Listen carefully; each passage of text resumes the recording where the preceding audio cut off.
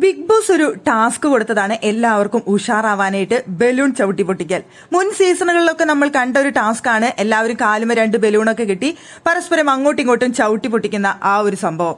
എന്തായാലും എല്ലാവരും അവിടെ ഡള്ളായിട്ടിരിക്കുകയായിരുന്നു. എല്ലാവരും വിഷമിച്ച് സിബിൻ പോയ വിഷമവും വീട്ടിലെല്ലാവരും ആകെ ഒരു പ്രതിസന്ധിയിലിരിക്കുന്ന സമയത്ത് ബിഗ് ബോസ് കൊടുത്ത ടാസ്ക് ആണ് ഈ ബലൂൺ ചവിട്ടി പൊട്ടിക്കൽ.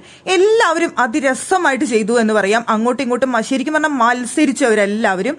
സംഭവം എന്താണെന്ന് വെച്ച് കഴിഞ്ഞാൽ അക്കൂട്ടത്തിൽ അർജുൻ ഗംഭീര പെർഫോമൻസ് ആണ് അർജുൻ കാഴ്ചവെച്ചത്.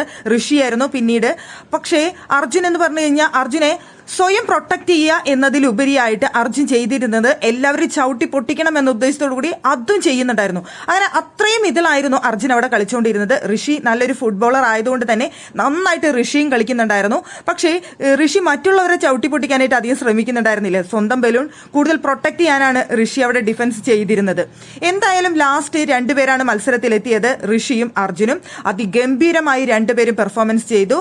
അവിടെ അർജുൻ വിജയിച്ചു. പക്ഷെ അർജുനെ പരിക്ക് പറ്റുക എന്ന് പറഞ്ഞു കഴിഞ്ഞാൽ നന്നായിട്ട് പറ്റിയിരുന്നു. അവിടെ അർജുൻ തനിക്ക് വരുന്ന പരിക്കുകളൊന്നും കാര്യമാക്കാതെ തന്നെ അത്രയും ഇതിൽ ഗെയിം കളിക്കുന്നുണ്ടായിരുന്നു. ഷർട്ട് മൊത്തം കീറി, ഷോൾഡർ ചെന്നിടിച്ചു. അങ്ങനെ ഒരുപാട് തവണ അപകടം പറ്റിയിരുന്നു. കാല് നന്നായിട്ട് മുറിഞ്ഞിട്ടുണ്ട്.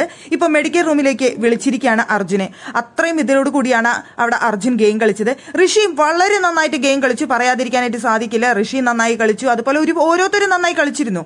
പക്ഷേ എന്നിരുന്നാൽ പോലും ഇപ്പൊ ഈ ഒരൊറ്റ ഗെയിം കൊണ്ട് അർജുനെ ഏറ്റവും കൂടുതൽ പരിക്ക് പറ്റുന്ന ഒരു അവസ്ഥയാണ്.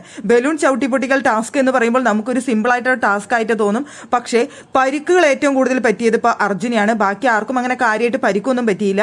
പക്ഷേ അർജുനെ വളരെ സീരിയസ് ആയിട്ട് കാലിന്റെ വിരല് നന്നായിട്ട് മുറിഞ്ഞിട്ടുണ്ട് എന്നാണ് അവരവിടെ പറയുന്നുണ്ടായിരുന്നത്.